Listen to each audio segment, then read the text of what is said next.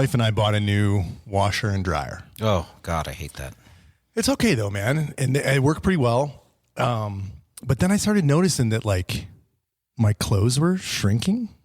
Yeah. I mean, did you read the instructions? I did. And I was blaming it on the dryer. I'm like, it's gotta be the dryer, be the dryer. Yeah. So like any good strategist, I set off and I did a detailed study, got to root cause. Guess what I found out? What? Turns out it was the refrigerator, not the dryer. Was that your dad joke? That was my dad joke. Oh my God. I was fish hooked. I was fish hooked in. Because my wife is angry at our dryer. Okay. It won't dry like blankets. Okay. It just won't stay on long enough. And we don't know how to make the beep ups work, all the buttons. It's digital. I don't know. Ask Claude. And I think there's something wrong with it. And she's like, I'm going to buy a new one. And I hate buying new appliances. I feel like new ones especially are just like... It's harder. Yeah, they don't last like they used to. And God, I sound like an old man. You are an old man. Yeah, so... In my day, washers lasted more than 2 years. So when we bought the house, it had this Speed Queen washer and dryer. Yep. And I thought they were old and no big, like... They're amazing. They're amazing. Like, I had no idea, but my washer did crap out and I had to replace it. But everybody told me you should have kept it because they're amazing. But yeah, nothing's made like that anymore. Not. And I'm so sorry to our listeners that I sent Dane into a rabbit hole on washers and dryers. Yeah. I mean, we're going to be talking about replacing stuff. We're going to be talking about replacing stuff. That's good. So and that's kind of like the theme. The thing is like, when you're swapping out stuff and I'll tell you the nice thing about bikes is the new stuff is better than the old stuff. Yeah. Like it is. So that's good. So what are we going to talk about today? So it's Bike Shop Secret episode, but a Bike Shop Secret episode with a specific topic that we want to cover. Yeah. And that topic is fork swaps. Yep. I did a fork swap on my Gorilla from a 38, which I was kind of messing around with, didn't get along with, an older 38, and got back on the Zeb, and oh my God, that bike feels does it? So good, dude. Oh, man. So good. So I got to tell you, I got to get a Zeb and give it a shot. We're planning on doing a whole episode of testing the new 38 forks that are coming out for 27. So that'll be interesting to get some time on them and see how they all do. So we thought it would be cool since Dane is a suspension expert, and we've talked about how to set them up, and we talk about suspension a lot, but we've never focused specifically on, finding a new fork and then swapping it, the process of swapping it. And then I went through that over the weekend. So it had me thinking about, swapping forks and all the steps that go into that. Yeah, that's a lot of questions. Lots of questions. And I know that Dane, so this is going to be hard for us to keep this at a reasonable time. Yeah, because I'll could talk about forever. this for hours. Yeah. I do. That's what I do. I might cut you off. It's literally what I do for a living. Rabbit holes. Yeah. All right. First question for you, brother. Why would someone want to swap the fork off their perfectly good mountain bike? What are some of the reasons it would drive someone to want to swap a fork? I've got some ideas, but I'd love to hear what your thoughts are. I'll tell you what happens in here all the time is probably the number one reason is I go to service their old one, and there's two things that happen. I go to service it, and that is the time that they think maybe I should get a new one. Because you're like, you come back, you're like, this is going to cost X. Even before that, they're like, okay, do I put money into this OE fork that came stock? Yep. That may not have been their dream fork because they were on a budget. Do I put money into that and fix it, or do I just use the money I was going to fix it towards? And really that kind of lowers the effective cost of a new fork. Yeah, because standard rates are right around $150, $160, $200 to do a fork service. What is it? Ours are a little bit lower, but that's probably more of a standard price. Standard, $150. So you're looking at like spending $150 just to kind of clean up the thing you got, or you can take that $150 and put it to something bright, shiny, and new. And if you use weird logic, fuzzy math, you actually save money. You saved $150, but you don't. But in your mind, you can justify it. And honestly, I sell a lot of new forks because of that. And is this part of the reason why you have so many used forks? Yes. Yeah, we do a lot of trade-ins too. So then, if your fork's decent and your fork may be a good upgrade for somebody else, I may give you a trade-in amount. So then you're saving even more. Yep. And you do the service on it anyway so that it's fresh for the next guy. We recondition them before we sell them just to make sure. So that's probably the number one reason. The second reason is when I get into it, there's damage or something expensive. Okay. And then I usually notify the customer and say, hey, we've got this unknown issue that came up that we didn't know about. It's going to cost this amount. And then that conversation starts, because now maintaining the fork may borderline what a new one would cost. Right. And so depending on what they're doing. And so those are the two most common reasons. Okay. And then I would say the third one, which is, these are all pretty equal. Okay. The third one is somebody equal in the percentage of people that you see doing this. Okay. Yeah. The third one is somebody's like, I want a better fork. I want a performance increase. I want to do more on my bike.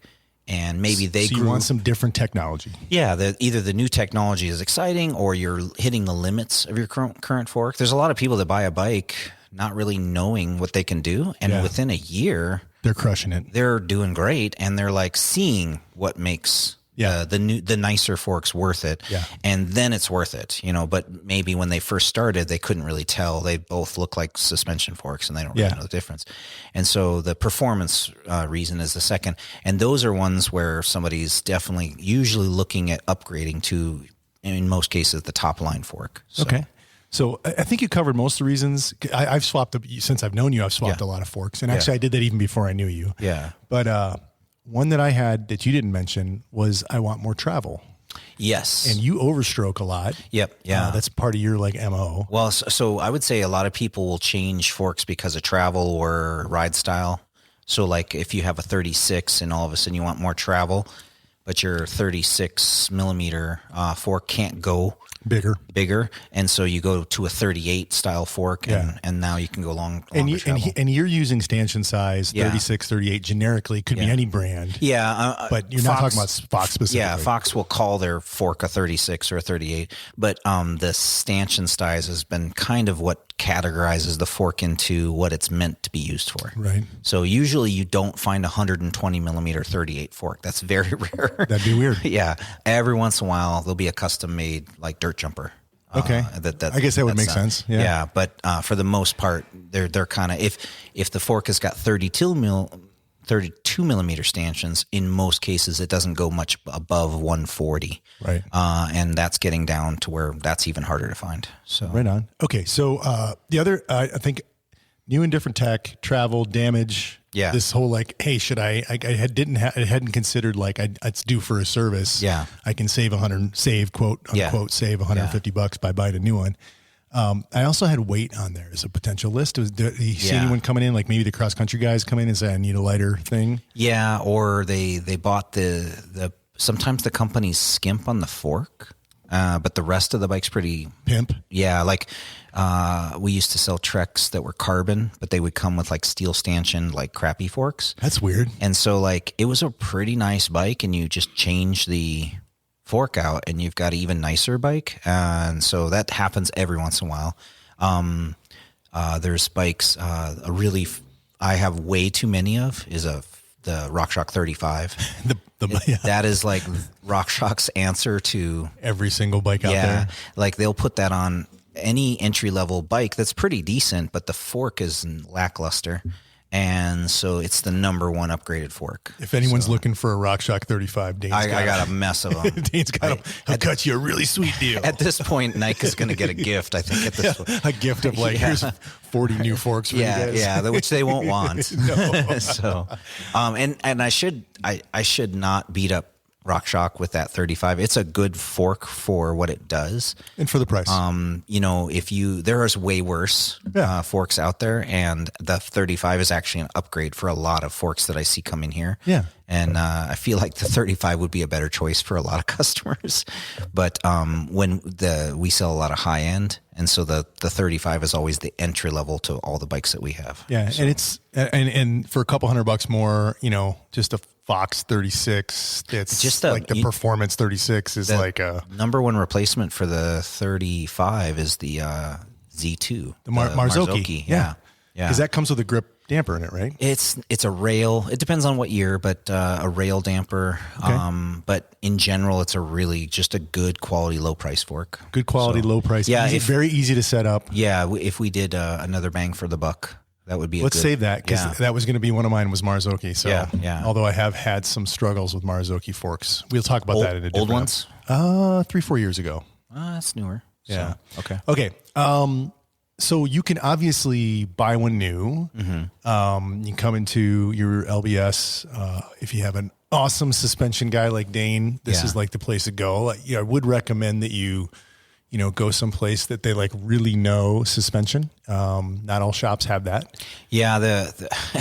I've got a little short story about a customer who went in with like a cross country race bike and came out with a 36 on their bike, and the bro dude or whoever was helping him at that shop was just not really like, that's what he rode and that's what he told the guy you should get, and the guy spent like over $1,000 on a fork that just was not appropriate. Should not have been on that bike. And then the guy kept coming to me trying to figure out how to make the fork work better for him, and I'm like, this is the wrong fork for you. You need a different fork. And so you do have to make sure that you at least do your research if you don't have somebody to help you out. Yep. All right. So, but you can also buy from the used market. Yeah. And I thought it would be cool maybe if we talk through like what are some like warning signs or red flags, like when you're looking at a used fork, what are you looking for and what would turn you off? So there's going to be performance things and then there's going to be value things. Okay. And the reason I say that is because I resell a lot of used forks. The biggest deterrent on value is scratches on the stanchion. And performance-wise, it's not as big a deal as people think. We do a lot of service on suspension forks. A lot of them come in with scratches. You actually have a process where you fill those in. Yeah, we remove the burrs, we smooth them, and sometimes if they're big enough, we'll fill and polish them. And that will keep the performance of the fork going. Yeah. It's a lot less money than buying a new CSU, which is the crown steer upper assembly, which is what you'd have to replace. And so the scratches from a performance standpoint don't always mean it's not a huge deal, a bad thing. But it's an emotional event. Yes, and also when you're looking at a used fork, if you see scratches, it's one of the first things that you can see that may concern you. And so when you're buying a used fork, that's the value side. It loses value if you have scratches on the stanchion. So it could be if you're a cheap ass like me and you have a good suspension tech in your town, you could buy a fork that's got a scratched up stanchion, have the suspension tech clean it up, and you probably get a great deal because it's going to be way cheaper than when it doesn't have it. May be an option that you can do, but you do need that help with it. The biggest thing I would say when you're looking for used performance wise is you got to watch out. There's a couple telltale signs. If the fork is really leaky, that could be pretty fixable, especially if it's at the wipers. That sometimes is just an easy lower service or a service. I actually tell people when you buy a fork, this is not meant to be bougie, but I think anytime you buy a used fork, you should have it serviced. And I was going to ask you that. Yeah. Because you just don't know. You don't know what's going on inside. Unless you have proof or that you know the guy and you know for sure that you can trust him. Or girl. And from somebody who works on this stuff, what is inside makes way more difference than what's on outside. And sometimes a fork can have a lot of soot or dirt inside that's constantly circulating and like sandblasting the inside of the fork. If you don't get it serviced, it'll keep doing that, and damage gets more and more and more. Yeah, and when I say serviced, a lot of people will say, "Well, I just serviced it," but they may have just pulled the lowers and put wipers on it and put it back, but that dirt is still in. That's not a full service. So there's different levels of what you should watch out for. If you budget a service when you're looking at a used fork, it'll give you a more realistic idea if you're getting a good deal or not. Because if that new fork is $1,000 and somebody wants 800 and it's 150 to service it, and it's a used fork over a year old, there's a good chance that you could just spend $50 more and get that new fork. And then you got a warranty and all kinds of stuff. So just be mindful. If that $1,000 fork is a year old and it's $200, it may be the deal of the century, there are sometimes parts on a fork that when you have to replace or fix them, you have to replace a whole section of the fork, which sucks. It can be way more expensive. Yeah, we struggle with that in the shop because there's things that the manufacturer may make available for us to work on them. And then there's a different level where we may go in and actually change something that's not serviceable to make it still work. And that's always a balance of time and money and what the customer's needs are. So my biggest telltale is scarring on the stanchion. And I'm not as worried about little scratches. I look right between the arch and the stanchion for bushing scarring. And that is harder to detect because when the inside of the fork gets sandblasted and the bushings run dry, they tend to scar the stanchions, but it's below the wipers, so it's hard to see. Okay. And so a really bad fork, you'll see some shining or discoloration right above the wiper. And because of the way the fork sits and it loads, the way it loads, the bushings load in the fork, the front of the stanchions at the top bushing is what wears, and the back of the stanchion at the lower bushings is what wear. And that's just if you imagine that fork is being pushed up and turned. You can see how the forces would cause those two places to get more pressure. So the upper bushings, when they're running dry, they will scar the stanchions pretty bad. And that can really be a performance issue. So you look for discoloration of the stanchions right above the bushing and of the right above the wiper. Right above the wiper. Yeah. Yep. If I'm buying a used fork and it's a high value fork, something that's expensive, and I don't know the history, sometimes I'll drop the lowers and look at it inside because I can do that. So I was going to ask you if you offered like an inspection service. Do you sell that? Have you ever done that? I would do that. Let me put it this way. I would absolutely do that for people and figure out pricing, $20 or whatever, so I can't put a price on it because you never know, but I would do that. I don't see that being super practical. Like if you're buying a fork used off of eBay, you can't do that. Yeah, you can't bring it here. If you're getting it off a Pink Bike, you can't do that. Yeah, so it'd be a rare circumstance where you could actually do it. I think I sell a lot of used forks because people know that I'm going through them. Yep. And so that helps them have a little peace of mind. Yeah. And so, but I would absolutely do that for somebody if they were looking at, especially a high value fork. Some of these forks, the Podium fork is $2,000. If you're looking at a used Podium, it's like a car, you might as well take it in and have it checked out, Yeah, for sure. But if you're looking at a $200, used Performance 34, 1973 Fox, or whatever, that's not accurate, not a thing, but it just kind of roll the dice. Yeah, so, all right, man. Cool. Now I've got a whole list of, this might be totally unfair to you. Okay. But I've got a whole list of suspension manufacturers. Yeah, I saw your list and I'm starting to giggle as I think about your list because it's pretty ridiculous near the end. Okay, so I got a whole bunch of companies that make suspension forks. And you want me to say like 3 things about it? No, I want you to describe them. Okay. In as few as words as possible. So and I want it to be like the first thing that comes into your head. I don't want you to think about it long. Okay. Because that's going to give me like really how you feel about it. Okay, but this is just how I feel. Well, you are the suspension guru. I know, but I always, everybody's got an opinion, and yes, I know that's the whole point. It's just a perspective. We're putting a stake in the ground. Yeah. I don't agree with your perspective on some of these. Yeah, absolutely. I'm not gonna argue with you. Okay, all right. Okay, so I want to read the name. Okay, and you're going to tell me. You want to mix them up because I saw the list. If you want me to be surprised, mix it up. Okay, maybe I'll do that. Okay, maybe I won't. You don't have to. I don't know. Okay. I'm going to read the name, okay, and I want you to, the first 3 to 5 words that pop into your head. Okay. Okay? All right. Fox. Oh, popular, expensive, quality. Okay. So. Okay, I can dig that. RockShox. I would say quality, plastic. Uh-oh. Yeah, that's my negative. And then plush. Okay. Since I told you I wouldn't comment on this, but since I've fallen in love with the RockShox things, I want to hear about the plastic. We can touch on it now or later. Let's touch on it now. Why is it plastic? No. Let's keep going. I want to keep going down this. We'll come back to it. Okay. DVO. Unknown, quality, value, and plush. I got to throw in plush because plush would be the main thing. I was going to call you out if you didn't say it because you tell everyone that. Yeah. To me, that's almost unspoken. You don't need to say that. They're just. And Dane, I know he tries to stay objective, but I'm just going to tell the world this, like the love affair that I have with Shimano. Yeah. Dane has that same love affair with DVO. Yes. Yeah. But they have not. I want to, hey, if anybody at DVO, I'm going to send this to Ronnie. If anybody at DVO is listening to this, I'm just saying that you've got like 3 Shimano hats. I haven't gotten one DVO. You don't hat. have I'm any just DVO saying. hats. I'm just saying. If Ronnie's listening to this, I need a hat. So, All right. Okay. All right. Next one, Marzocchi. Quality, value, and good. Okay. Manitou. Unknown. Little bit of plastic.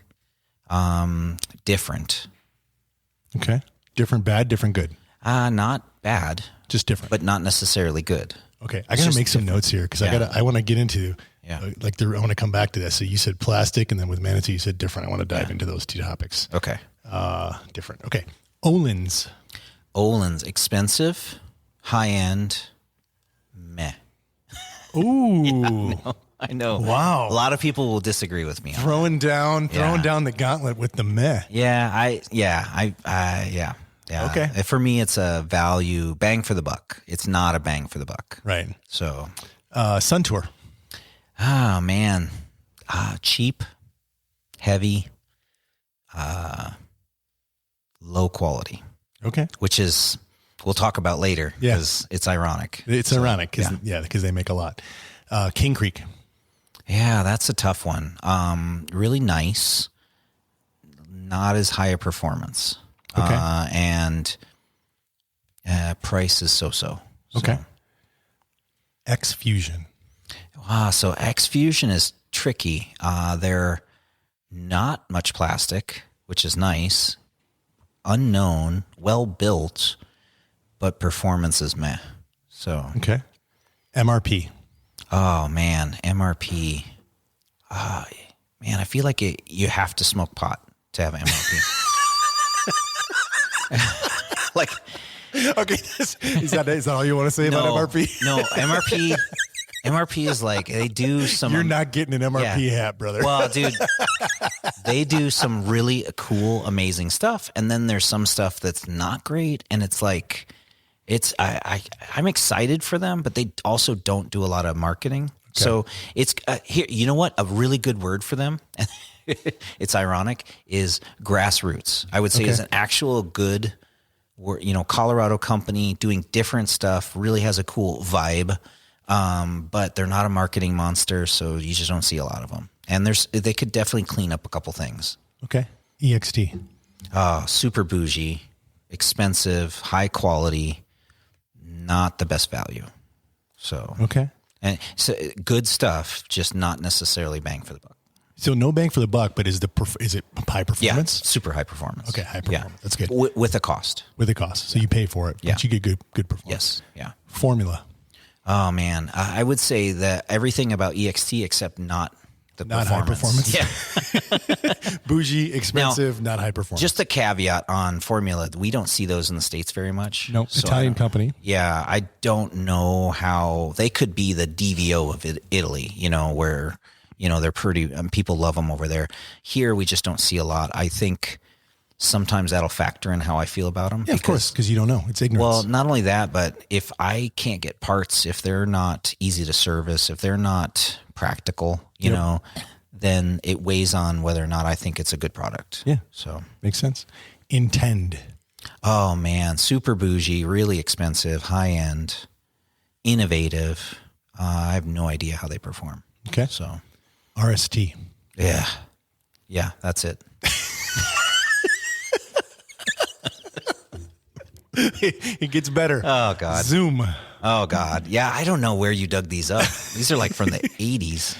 Yeah, Zoom, yeah. Yeah, and the next one. Spinner. Nobody knows Spinner. Like, I don't even remember who makes Spinner. So, okay. Yeah, it's like, all 3 of those are kind of what you see on like department store bikes. Okay. So let's go back up to a couple things you said. You mentioned plastic for a couple companies, specifically RockShox, Tell me more about what you meant by that. So anytime a company on the inside uses a lot of plastic, it worries me. So sometimes plastic can be really functional. A lot of companies use a type of plastic, type material, Durlon, whatever, for their pistons. And that's okay because that thing's moving up and down and they want it to be softer than the inside of the stanchion so it doesn't scar it up. But there's a lot of plastic in RockShox. And as you get to the ultimate level, like you're riding, that starts to go away. And so one of the ways that they lower the price on their lower level stuff is to introduce pretty, low tech plasticky, systems. And so I was doing a Zeb today compared to an Ultimate, and almost everything on that Zeb air shaft was plastic except the shaft. So it's just kind of lower level quality. So plastics can deform, they can change shape and temperature changes. But do you see that in those forks? Have you seen a lot of that? Yeah, I see plastic breaks, things like that. Probably the biggest complaint with some of the plastics is that when they build them, they just don't have super tight tolerances. Like they're clipped together, two tabs clipping together to hold something together rather than being tightened to a torque or a fastener. Yeah, exactly. And so it's just a low cost manufacturing technique, which I totally get. But like I mentioned, X-Fusion, when I get into an X-Fusion, there's a lot less plastic. There's a lot of machined parts. It's surprising that there's a lot more to them than you think. They don't work that great. I mean, they're okay. They're not. Some of the RockShox is better, but the amount of time and effort put into that. So durability on the RockShox might be a question for you then, based on those plastic things. Yeah. So I've seen a trend in suspension where a lot of these companies are starting to get away from making each little part available, and you buy a section of parts. So one RockShox is doing that, and it's frustrating for a mechanic when I see it just needs an O-ring, but I have to replace the whole damper or something like that because one piece is leaking. And then I either have to go in outside of their tech manual and pull it apart and figure it out myself, and they won't make this one part, or they won't spend the time for us to replace that. Fox is much better about that. They break down almost everything. But I've even seen Fox, when you get a replacement part, sometimes you can't get the little piece. You have to get the whole thing.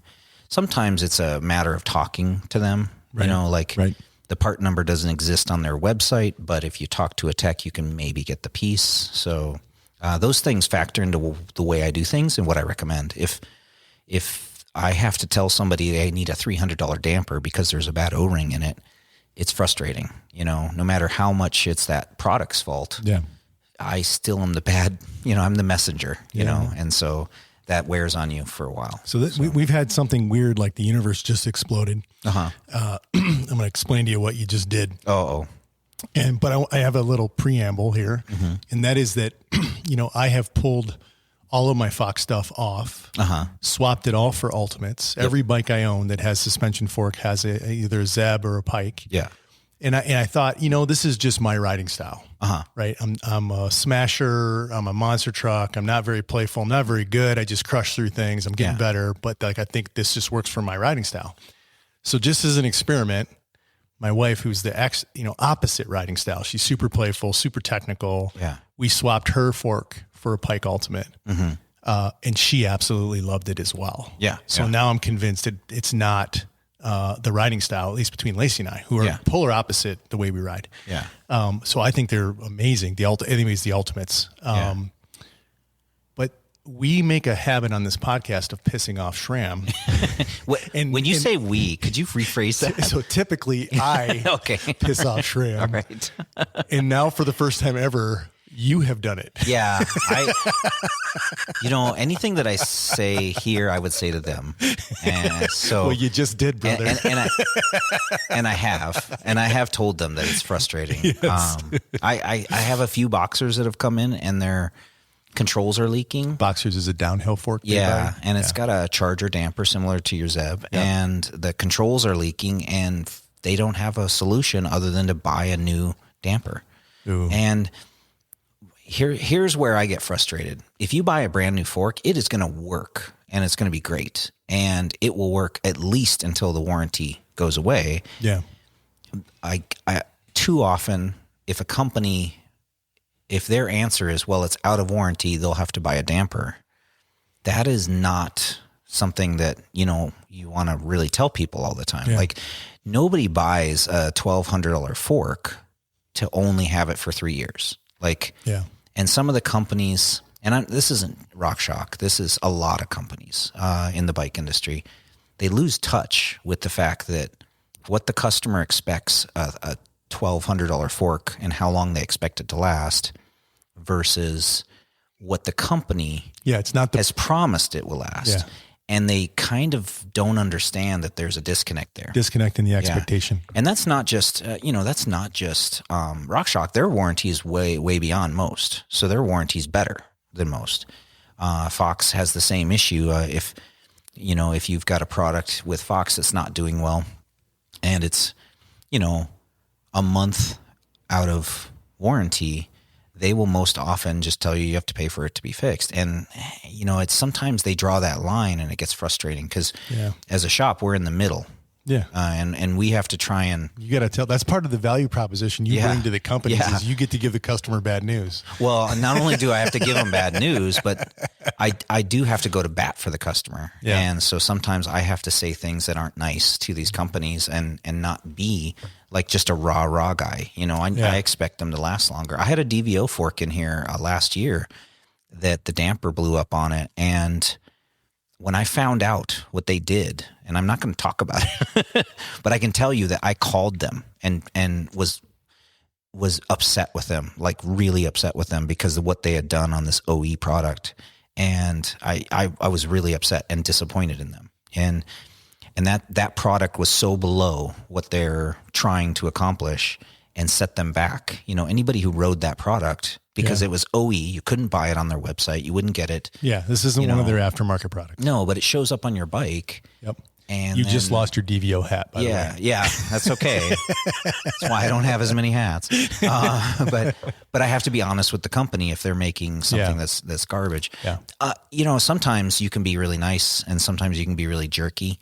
I think I'm always on the nice side when I talk to these companies. When there's something we see that shouldn't be like it is, I think there's way worse people than us. We're really nice when we're talking to them about it. But most of these companies genuinely need that. In most cases, though, at the level that we're talking, they don't know that. But when that product comes back and there's 1,000 of them that come back, they're watching that and they're making changes because of it. I would suggest that you should always be nice, but always be honest. That's what I do. Yeah. That's kind of your vibe. Yeah. My wife is like, if I bitch somebody out and I say that everybody has their own idea of what that means. My wife is like, your bitching out is my nice being nice to somebody. She's like, you don't bitch anyone out. Shit, you're sleeping on the couch now. Yeah. But she knows that, she calls me the marshmallow manager. So, oh Jesus. Yeah, I know. So I'm pretty nice about stuff, but I am pretty honest. If these companies are making a product that's not going to last, I'll let them know. So, all right. Okay. One more question on something you said when we went to Manitou. You said different. Yeah. What did you mean by that? So Manitou's different. They do their own thing. So when I open up a Fox and a RockShox and some of these, even the DVOs now, looks pretty similar. They look really similar. They're really similar principles, the way they work, the way they function, the key things that make them what they are is very, very similar. If it weren't for some thread pitches, you could swap parts in these things. They're really, really similar. In fact, I'm convinced that RockShox and Fox are the same company and they're just messing with us. They're not, by the way. But no. Okay. But to give you an example, Fox in the 38 had a inner tube, air tube, so that they could calculate and regulate the air volume in that fork. Because when they went to 38 mil stanchions, they were almost too big. And so basically they had too much air. And so because there was so much room, the engineers could go in and calculate exactly how much room they needed to make that fork do what they wanted to. And that was a big selling feature when the 38 came out.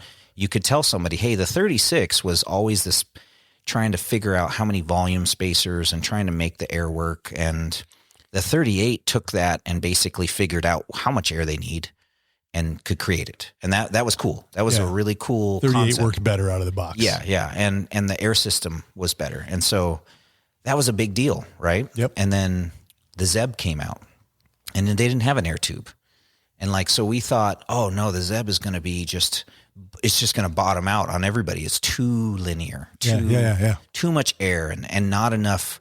They can't compress the air fast enough before you bottom it out. Yeah. And sure enough, RockShox figured it out. It works great. You know, this year in 27, the new Fox 38 just came out.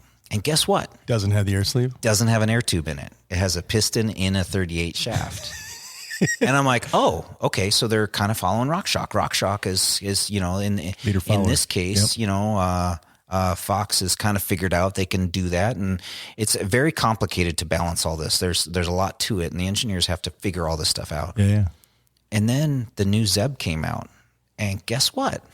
It's got one? It's got an air tube. Oh, Jesus Christ. Swear to God. And I'm like, what? You know, like, what is going on? They just swapped. They're copying each other. Yeah.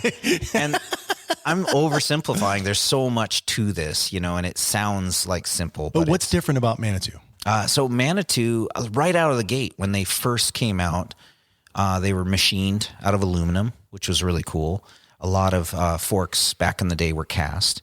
Then they came with this reverse arch. They were the first ones to do that. Yep. The idea was, since your axle was up in front of the fork, if they put the arch at the back, it would give you ultimate stiffness. Yep. And they've stuck with that ever since. So their forks are all reverse arch except for the Dorado, which doesn't have an arch.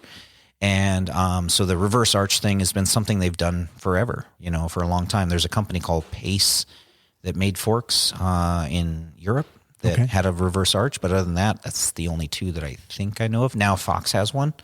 So it's kind of crazy. Yep. That's on their like 32 or something. Yeah, their 32 race fork, step cast.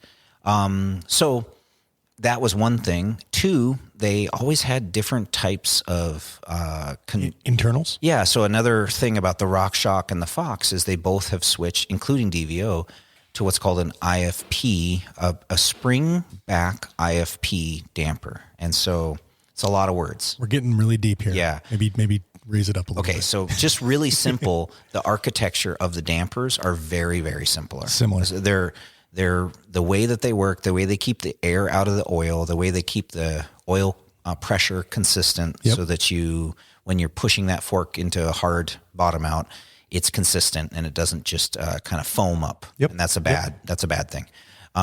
So Manitou, totally different. And then Manitou has a equalizing air. So the other thing that forks did is they figured out if you use air for your spring, you can make the fork lighter.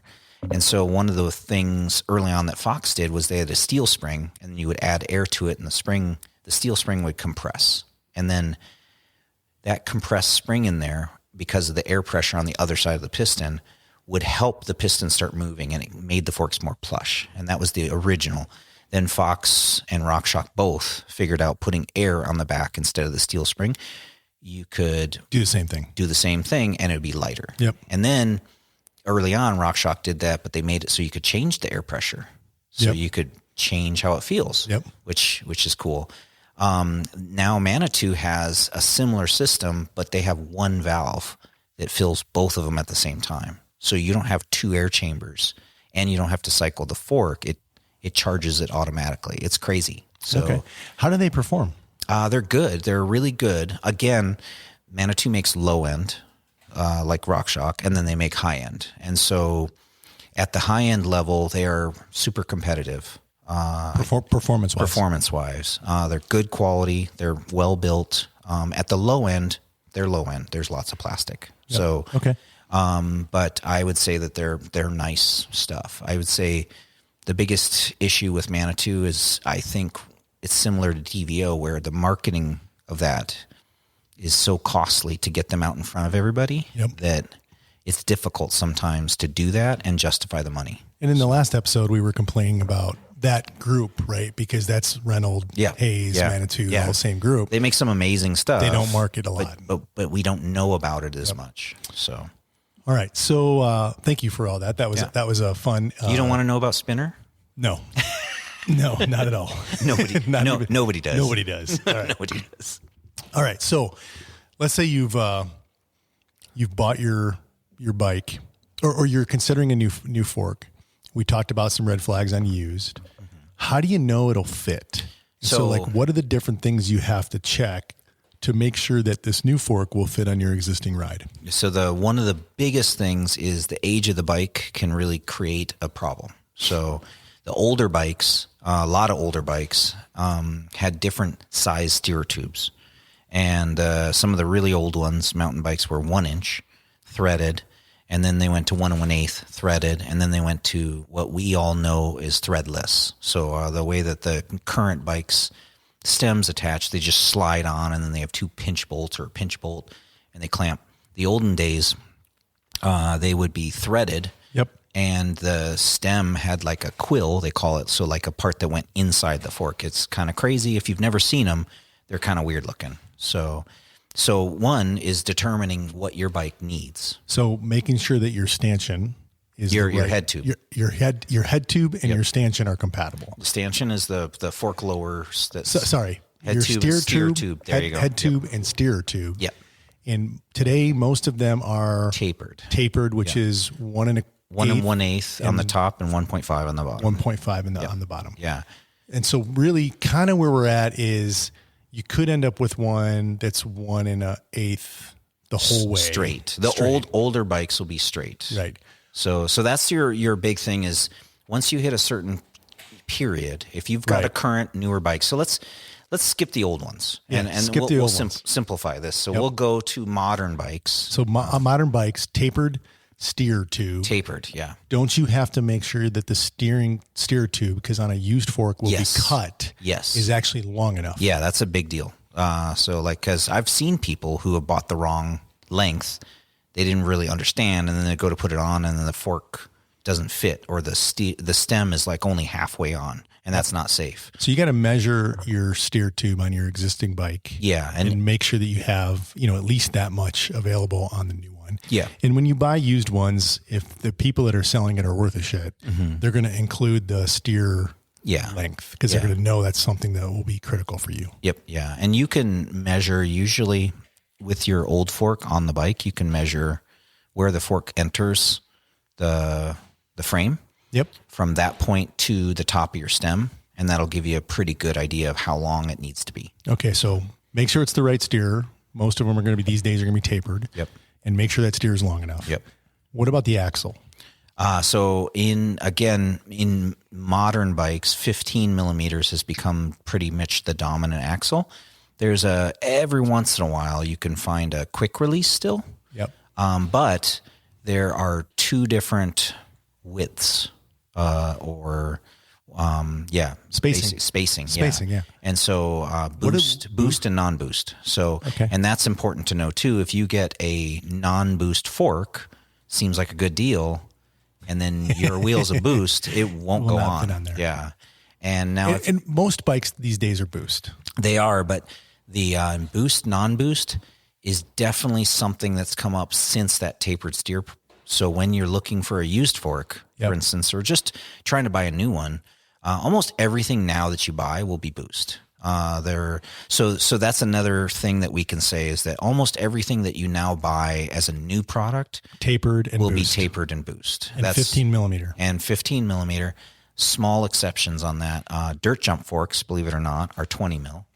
And so that makes sense, actually. Yeah, so you got to watch out for that because that is a different hub span standard. That same hub standard is now being used on like the Fox Podium. And so that's a 20 mil also. Interesting. Yeah, and that has been, I would say that's been the biggest choice that Fox made that's going to limit the sales of those, and it shouldn't, but it is. So steer tube, make sure it fits in your frame. Yep. Everything we just talked about with the axle, the spacing, the width, a diameter, that all make sure it fits on your wheel or your hub. And then you got to make sure you get the appropriate size fork for your wheel. So, right. So that is travel. Yeah. No, that is okay. So whether it's 26, 27.5 or 29 or 32. Yeah.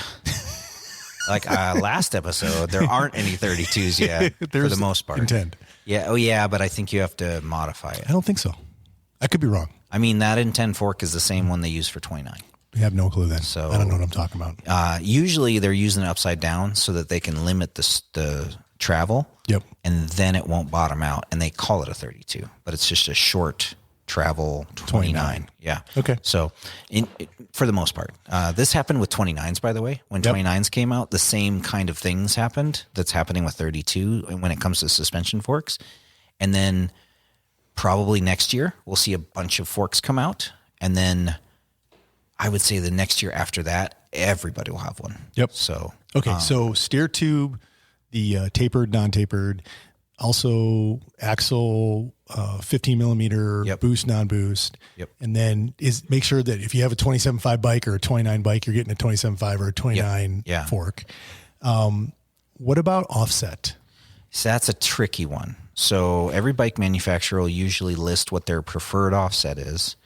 Changing the offset does not make the bike not work. It just may change the characteristics. Right. And so a lot of people were freaking out. So back in the day, before offset really it's getting standardized, and it's getting 44. It's becoming less and less relevant. But I remember when 29s came out, one of the ways to create that space that you needed with the bigger wheel on the bike was to change the offset. And one of the pioneers with that was Gary Fisher. And he had some G2 geometry bikes. Yep, I remember that. And they had special forks on them, which had a different offset than what we talk about nowadays. It was offset at the crown, not offset at the axle. And so there's different offsets. So again, going with the new modern, getting away from that old tech and talking about the new stuff, the offset effectively will kind of push the bike out or bring it back in. So you can, aftermarket wise, buy a fork with a shorter offset and maybe shorten your wheelbase, make the bike a little bit more compact, make it a little more playful, and corner a little bit better if it's 29er. Sometimes the offsets kind of designate whether it was a 29 or a 27.5. Right. So they're getting less and less choices out there. So this is pretty much the standard is 44 right now. Is that true? Yeah, but sometimes they'll be 46 or sometimes they'll be 42. Don't quote me on that, but they keep changing them just a little bit, and every manufacturer sometimes has a weird offset. I think the moral of the story is don't get too hung up on it. If you have a choice, find out what matches your bike, and that's the way to go. Yeah. Yep. If you don't have a choice and you're getting it 50% off and you're not a pro rider, I would save some money and get you know what I mean? Like it's not going to make or break your bike. If you're real sensitive to geometry changes, that's when you really need to notice. Make sure. If you're cruising around your local flat trails and pulling a trailer with your kids, it's not going to matter at all. So, okay. So what about travel? Travel will kind of be dictated by the type of bike it's going on. And some frames say like this will work with like 150 to 170. Yeah. Like my Gorilla says that. Yeah. But don't you have to change the rear end? For the setup that I have right now, which is a Nirvana, I think it's actually 160 to 180. Okay. It will work with any of those forks. Okay. Without changing the rear end. Okay. When I brought it up from 150 to 170, I had to change the rear end, and I had to change the shock as well. So figuring out travel, if you go with stock travel, you're going to be safe in your geometry choice, and then your bike is going to perform how it was intended. If you change the travel, it's going to perform differently. It will perform differently. And so if you're aware of how it'll change it and it's what you want. So I've said that on this podcast many, many times that I always add 10 millimeters to my forks. Every time. That's what I'm saying. My current bike, I'm questioning whether I should have done that. And I'm experimenting with that. You're struggling. I won't name the fork here, or the bike here. Yeah. But you're struggling to get comfortable on that bike. It's got two things one, it came with a mullet. Yep. I can talk about it because it's kind of perplexing because normally I don't ever have a problem.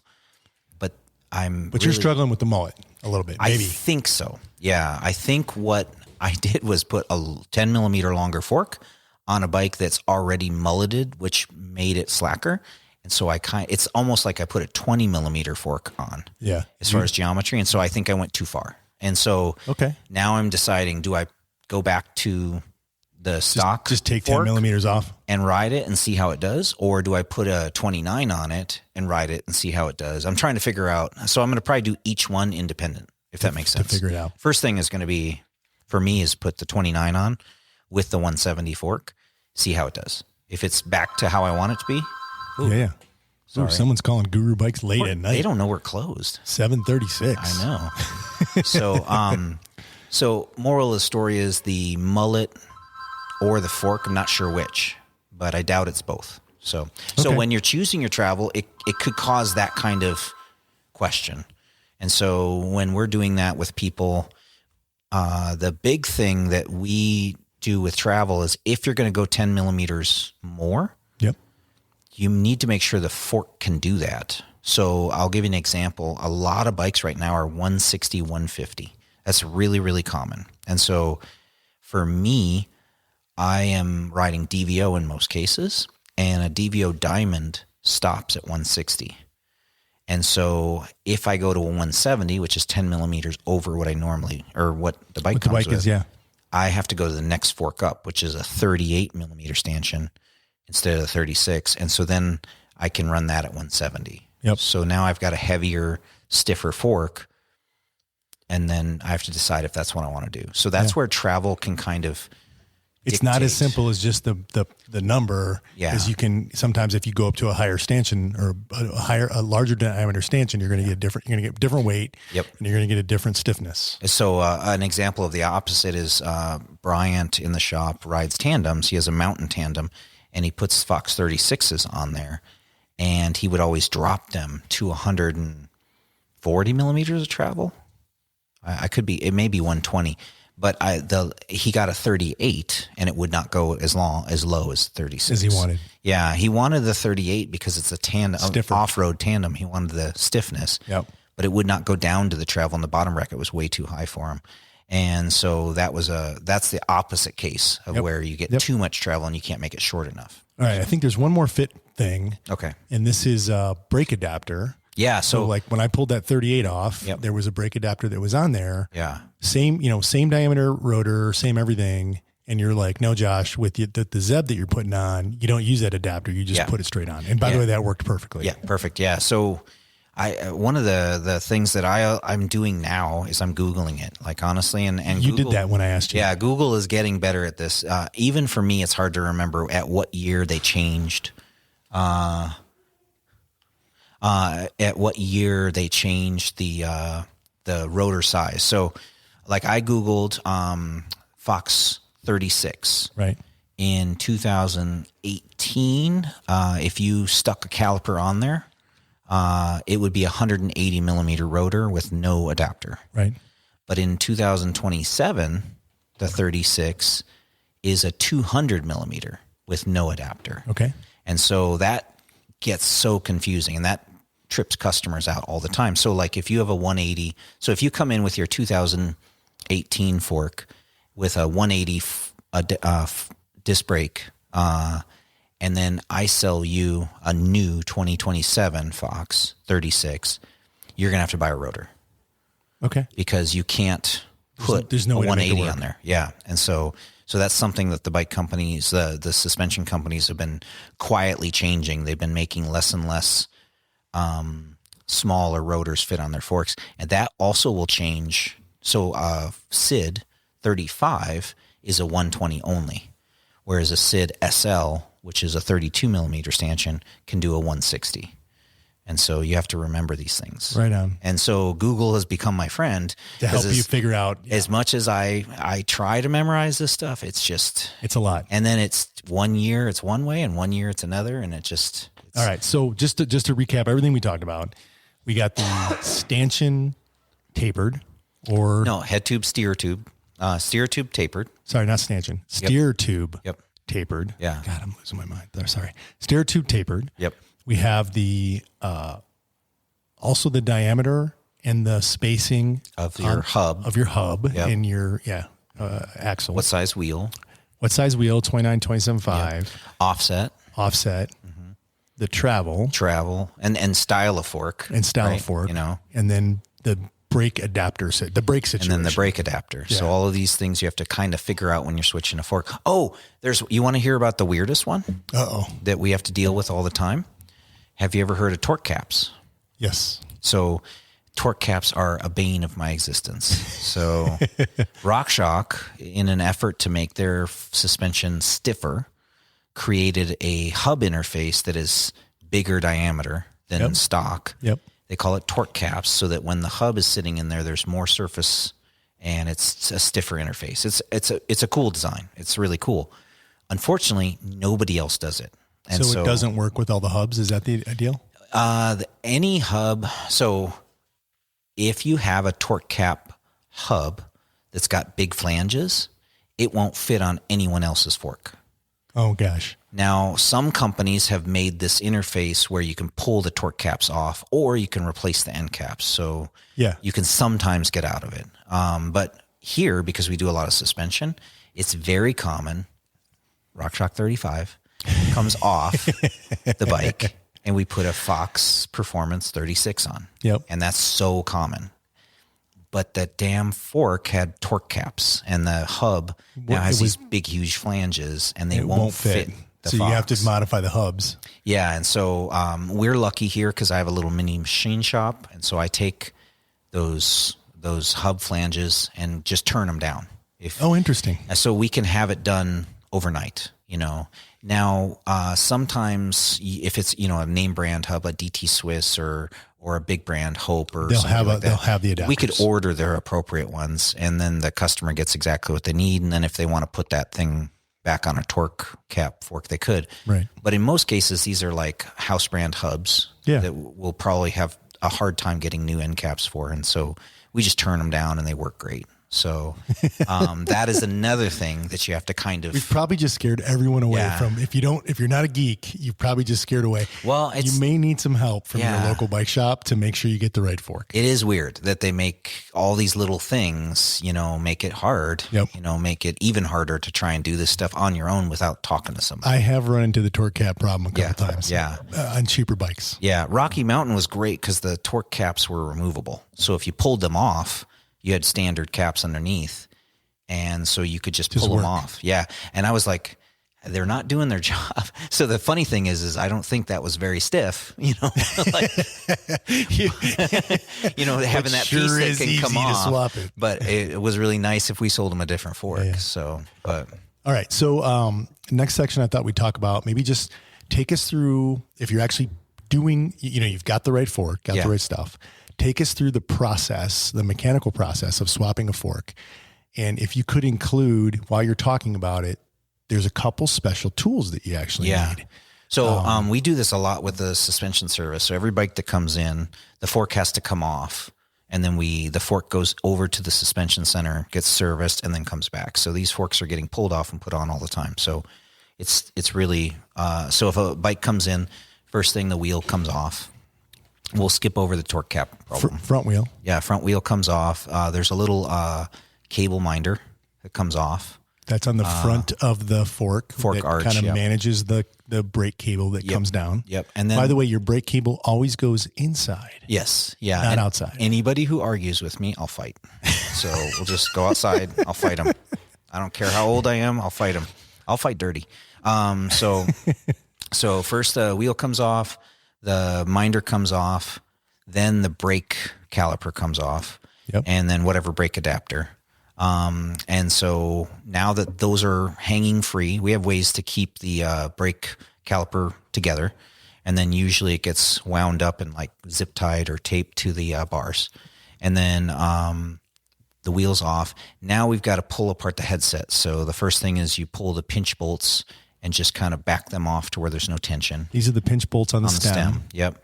And then here's the two-handed, like circus show. Because you've got to pull the top cap off while you simultaneously hold the fork so it doesn't just drop out of the bike.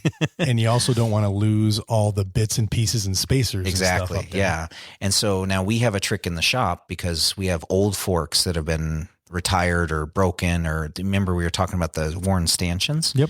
I keep those old, they call it a CSU. I keep those and we put that back up into the bike to hold everything together. So that holds the handlebars, the stem, all the spacers, everything together. Yeah. Now you bought a fancy tool. I bought not a fancy tool. I bought a digitally printed tool that was way too expensive. Yeah. Called a stem dock. Yeah. That mounts, like, straps on your top tube, and you can, like, just slide all that stuff. It's got little pockets to hold stuff. Super sexy. Yeah. Dude. Yeah. So, and it's cool. I don't think it's needed. It's not here. practical. Yeah. Yeah. The big advantage to ours is it creates a second steer tube, so we can stack the spacers exactly how they were on the bike. Correct. So while the fork's being serviced, we're not losing track of either the spacers or the arrangement that the customer had. Yeah. Was this spacer above or below or whatever? Yeah. Now that the fork's off, there's one part on that fork that needs to stay with the bike, and that's the crown race. And so on the fork is where the bearing sits on the fork at the base of the steer tube. The base of the steer tube is a piece of aluminum or steel, depends on the headset, and it is angled to match the bearing that goes into the bike, which is also angled to match the cup of the bike that's either pressed in or built into the bike. Yep. These are your headset bearings. Your headset, yeah. And so that angle of that race is specific to the bearing and the headset. And so FSA has their types of angles. Cane Creek has theirs. Chris King's are very, very specific. Hope has their own. So all these companies have different interfaces. And so that piece has to be pulled off. And the first specialty tool that we have is the tool that we use, which is basically a 3-prong race extractor. And it's a very expensive park tool. It's heavy, but it pulls it off without marring up stuff. And it basically has 3 jaws that kind of you can screw into, like, they're sharp and they go under the race. Yeah. And they can set in and get a good 2 or 3 millimeters under. And then it has a big shaft that goes up with a big screwdriver at the top. And that has a plunger inside that pushes down on the steer tube. So it basically pries that thing off nice and even without damaging. So if you're at your house and you're doing this in your garage, and you don't have a race removal tool. A couple things. One, some of these races have a split in them, and you can take them off with your thumbnail. They're super easy. So if you see a split in it, you don't need a special tool. You can just pull it up. They'll just pop off, which is nice. The other thing is some forks will have a little divot in that crown where the race sits that will give you a little access with a flathead screwdriver to carefully tap one side and then go to the other side, tap it, and carefully tap that thing off. Don't get handsy or meaty with it. Sometimes they're aluminum. You don't want to ding the crap out of those things. Yeah. So you scarred yours up on your bike using the park tool. Race remover. Yeah. The same one you just, the big expensive one. I own it. Yep. Yeah. And I was like, can I have this? Because I came in and bought a new one. I'm like, there's a little tiny mark on it. There's a scratch on it. I want a new one. And I'm like, oh yeah, I'll stick this on something. You're like, can I have this? I'm like, yes. You can sell me a brand new one and take my old one. Oh man. So just a disclaimer, the surface of that angle is important for reducing noise. And if you put the wrong race with the wrong bearing, you can have creaking and movement. You just don't have a good interface between those two exactly. things. And your idea that if you put a scar on that surface, it could create the same option is valid. There's nothing wrong with that.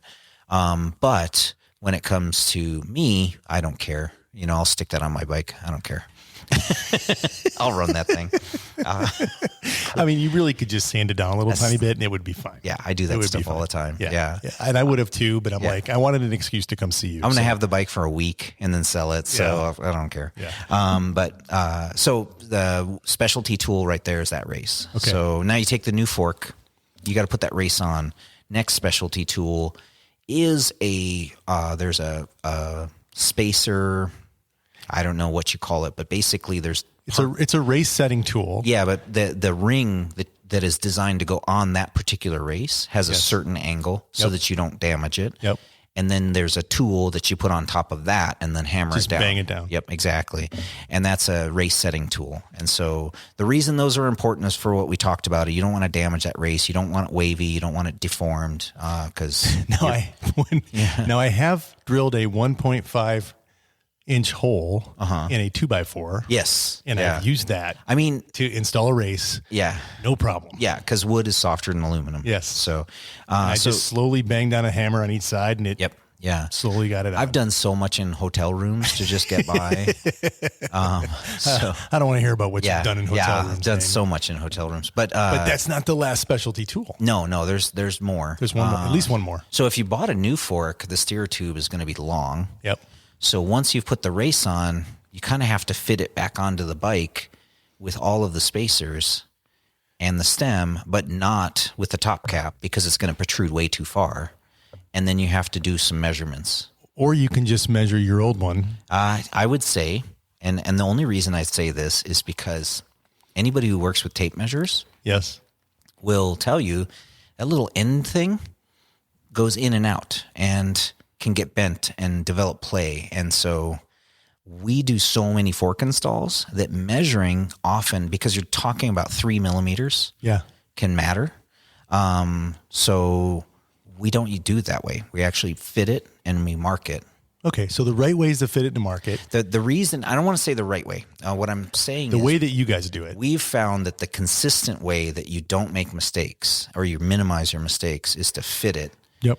Put everything together with the right amount of spacers, and then you make a mark. We use a scribe, but you have to cut it a little bit lower than the top of your spacer so that you have enough room for it to compress. Yeah. Now imagine this is like 5 millimeters, 3 millimeters. Yeah, it depends. So here's the tricky part: is your top cap can be weird. Depends on your top. Yeah, cap. Your top cap can be like weirdly shaped or like totally flush. Like there's a Niner has one that's got a big old lip that sits in there, and there's just weirdness. Yeah. But the idea is that the top cap has to sit on, or you have to put another spacer on top, so that when the top cap sits on top, once everything's trimmed. And you've put in your star nut setter, by the way. You need a specialty tool for. Yeah, so you fit it, or you put it in, you measure it. Yep, you scribe it. Then you cut it. Yeah, now usually we'll cut 3 millimeters below the scribe. Yep. And when you cut it, I actually have a special tool that I use to cut it as well that holds the fork steady. You get the guide, the hacksaw guide. It's a hacksaw guide. Yeah. Otherwise, you can cut it. You can't cut it straight. Which we see all the time. Yeah. So now we actually use a pipe tool, a pipe cutter. Okay, so I was going to ask you, doesn't that indent the top? It totally mushrooms it. Yeah. And that's okay? We have another tool that bevels that. So you mushroom it and then you unmushroom it. Yeah, and not only that, but it looks dope when we're done with it. Like it looks so pro. Because no matter those cutting guides, even some of the best, it's not perfect. They kind of go crooked. I've got a really high end Park one. Yep. And it's still a little bit off. I still was there with a file. Yep. Because I'm getting it like as close as I could. Now, in the olden days, Chris King headsets were so tight that when you cut with a pipe wrench, you couldn't get it on. It would mushroom so bad that it took you longer to try and prep the lip so you could get the headset together. And so it's not as bad as it used to be. Compression rings are not as tight as they used to be. Okay. And the way that they work, they have the splits in them, which we were talking about, makes it easier to get on and off. And so that's not as big an issue. But our I don't know what you call it. It's a cleanup tool. Your bevel tool. Yeah. I want to see that, by the way. It's just for pipe. We get it at Ace Hardware. It's nothing special. I did buy one that goes in a tool so we can do them really quick. Yeah. Cause you can only turn your wrist a certain amount of degrees. You can't make a full turn, and I like it. So you put it in like a drill? Yeah, you can put it in a drill, and it just goes. Yeah, it's kind of cool. It's just gives it a nice look to it. Okay. It almost polishes it, and then the headset slides on, no problem. But after you cut it, you still have to install the star nut. The star nut. Now, some forks come with star nuts, and some don't, so that's tricky. If you don't get the star nut, you got to get one. That's a specialty bike thing. It's not very common. There are some things that are similar that you use for putting together various things, but bike shops will usually have your star nuts. And then there's a setter tool. The setter tool just drives that thing in straight so that you don't get it crooked, which it's really easy to do. So if you're at home trying to do this with a bolt in there, I have done this, which you've done, many times, and it's tricky, and then you usually hit your finger, which sucks, Yep. and I'm sitting there hitting the bolt left, yeah, a little bit left, a little bit left, a little bit left, totally little bit goes right until I get it. Yep. Yeah. Yeah. And so the setting tool is so much nicer. We even have one that actually goes over the steerer tube. Mine does too. Yeah. And it's pretty much a one-handed deal. It's really nice. Yeah. So It's a cheap, mine's a Pedro's tool. I've had Yeah. it for 25 years. Works It worked great. Yep. Yeah. No big deal. Yeah. And again, if you're not doing this all the time, it's not worth buying these things. It's sometimes better to have the shop install it. Yeah. But if you like doing this or you're doing it all the time, then it's What worth it. would a fork install cost? Usually 45 in our shop. Okay. So now that's with a little bit of a caveat in case there's not something just goofy, Yeah. So Like your typical, headset, normal. If your headset's all rusted or something, that's, That like, might take longer. yeah. Or if But you're, $50 for a fork install. yeah, that's usually pretty good. Sometimes every once in a while I'll be in a good enough mood where I'll throw it in if you're buying the fork. It just depends on the situation and everything. How much caffeine you've had that day. Yeah, or if it's like, I'd rather throw in the install than discounting the fork, Yep. If you buy a 2027 fork, I don't want to discount it. Like it's brand freaking new, Yeah. but I may throw it on your bike. So, Right on. and then, fork, now you've got your steer tube cut, you've got your crown race on, Yeah. Let's put it all back together. except you got to grease that lower race. Yep. It's What kind not- of grease do you use? Usually Park. Okay. So just the normal park yeah, bike grease. I don't get too bougie on headsets. Waterproof is preferred. Yep. And then if your bike's been used and you're putting this on, it's a good idea to kind of maybe clean off the bottom of your bearing and the race, and maybe even clean it out and grease the whole thing. Yep. That's where a lot of the dirt gets into headsets, is at the bottom. The top doesn't get as much unless it's a trainer bike and you're riding the trainer, sweating on it a lot.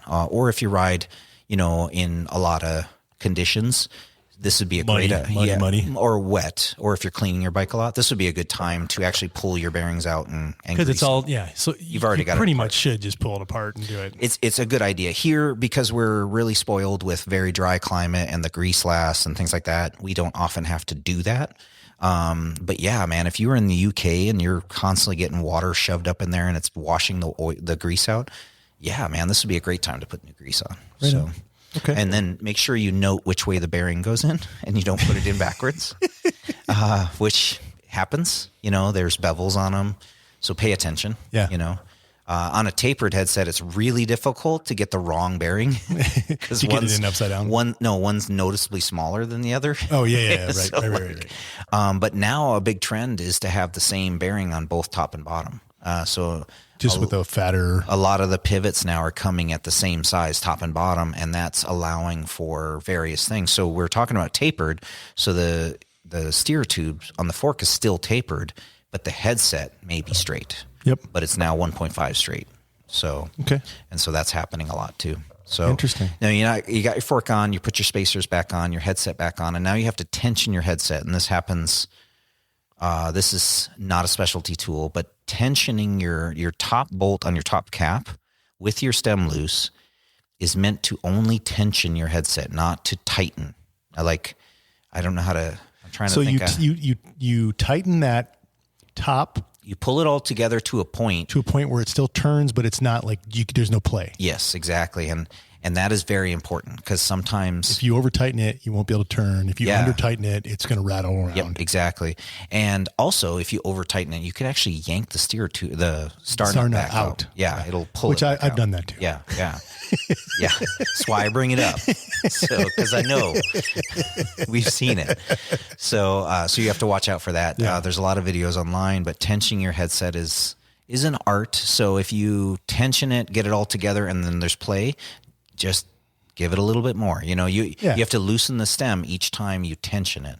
So I kind of just do it like hand tight, and then you kind of wiggle it to see if it's moving, and Yep. you feel it wiggle a little bit. Then I do just another quarter turn, and is it still wiggling? And then I test the steering to make sure it's steering good. And if all that feels good, I'm like, cool, I'm done. yes, yeah. And then what holds your stem on is the side The pinch bolts. bolts, Yeah. on the stem. So technically, if you were to do those correctly, you could pull your top cap off and not have it on the bike. It's not really holding anything together. There will be people that argue about that somehow it's structural, but trust me, it's not. back in the day when we were making hill climbing bikes and bikes that were stupid light, one of the tricks was to put an expander plug in, which is a plug that goes in and then expands instead of having a star nut. And you use those mainly for carbon fiber steer tubes. Mm-hmm. And then tension everything, tighten the stem, get everything set, pull the expander and the top cap up, and put a nice little smiley face sticker on the top. And that's how you would keep the bike light. That was one of the ways to reduce weight on the bikes.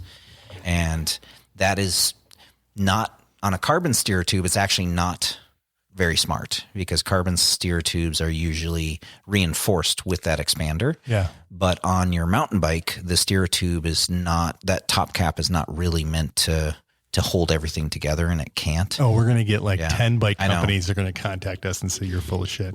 So we reserve the right to back this up or back this out. Well, I will say that it is always safer to have another nut and bolt in there. Yeah. But don't, it's not more nuts critical. Are better. More nuts are always better. Here's a better way of saying it. Your pinch bolts are really what's important. Your top cap is not keeping your stem on. Yep. And so if you are more worried about your top cap being tight than you are your pinch bolts, you're gonna but have it is kind of belt and suspenders. Yeah, I guess so. The problem is it's easy to pull that star nut out. I've done it. And so if you're depending on your star nut to hold it all together, yeah, it's going to come apart. Yep. So, yep. The steer tubes are very strong nowadays. So with some exceptions on the carbon stuff. Okay. So now you got it all together. I would say ride it and don't be surprised. So just another reminder, the brake cable. Oh yeah. Goes inside.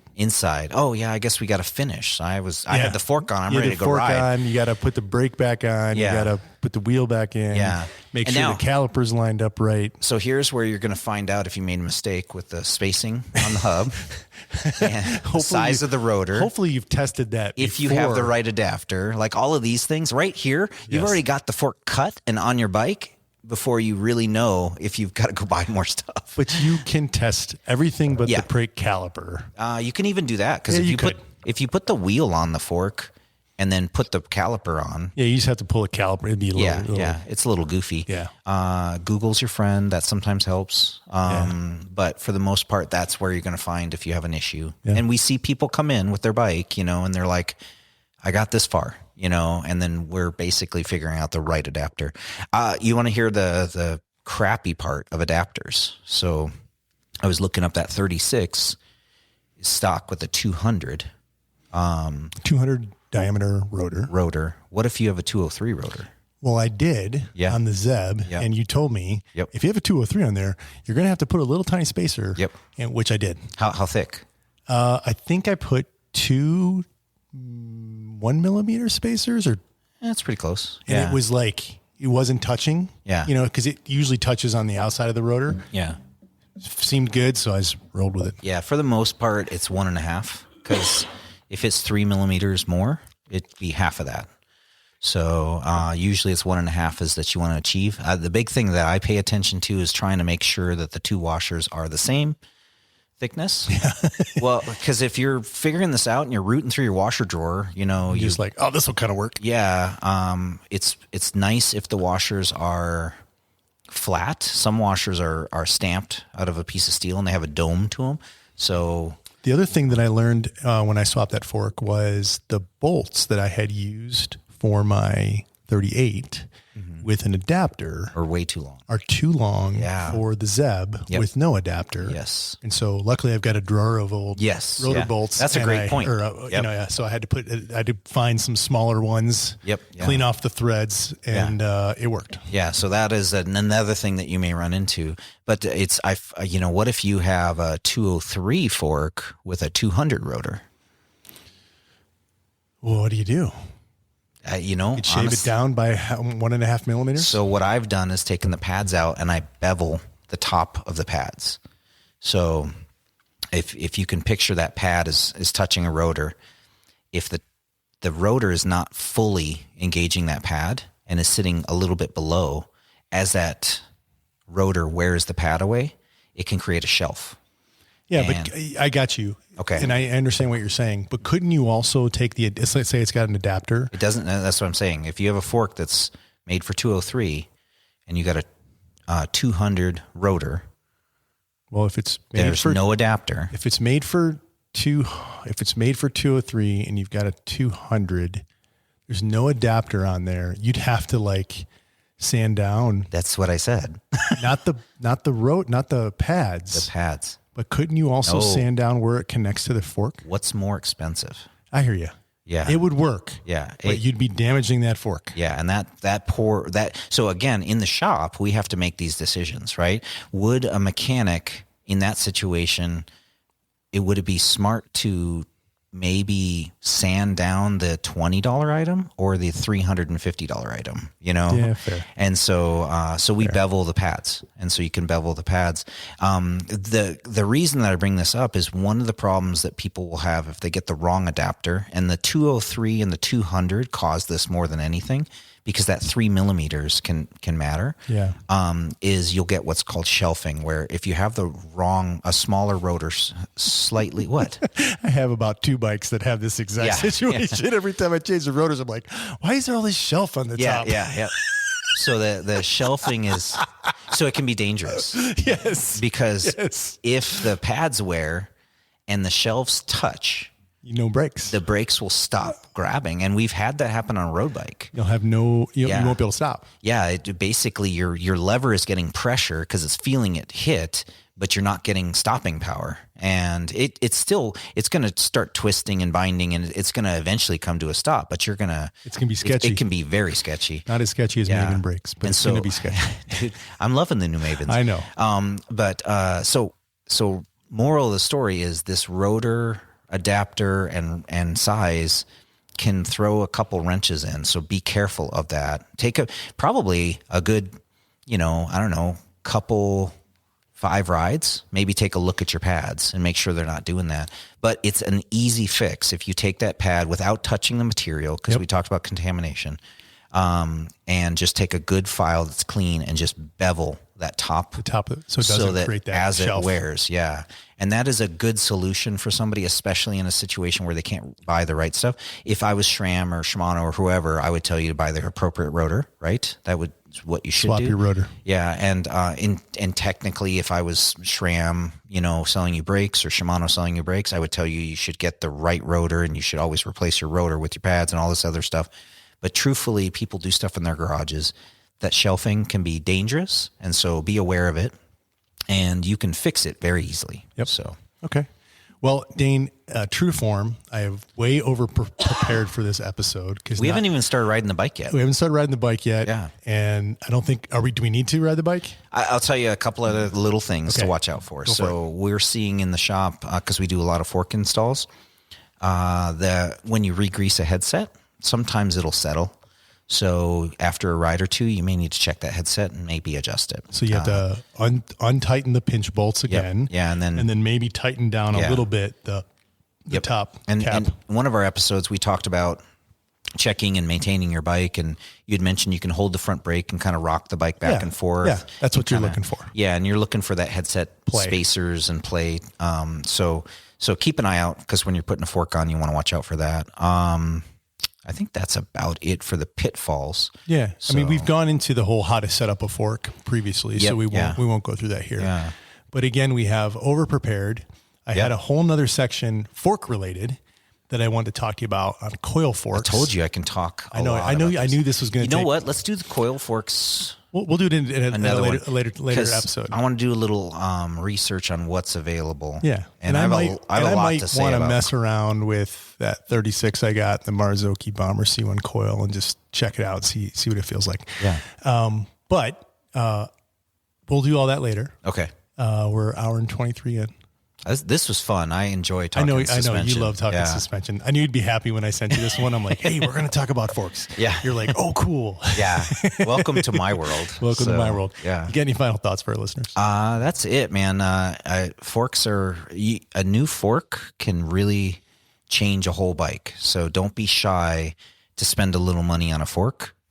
We see that people in the shop all the time don't want to spend money on their fork, and I'm always blown away, because it's probably the number one thing that keeps you upright on the trail. So Dane, if you weren't a bike shop owner and you had to spend your own money on a 170 fork for your enduro bike, DVO Onyx. what would you buy? DVO Onyx every time.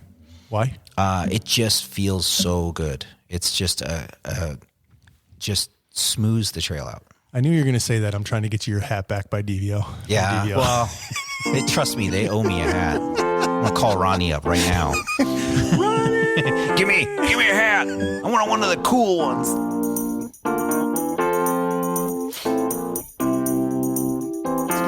Yeah.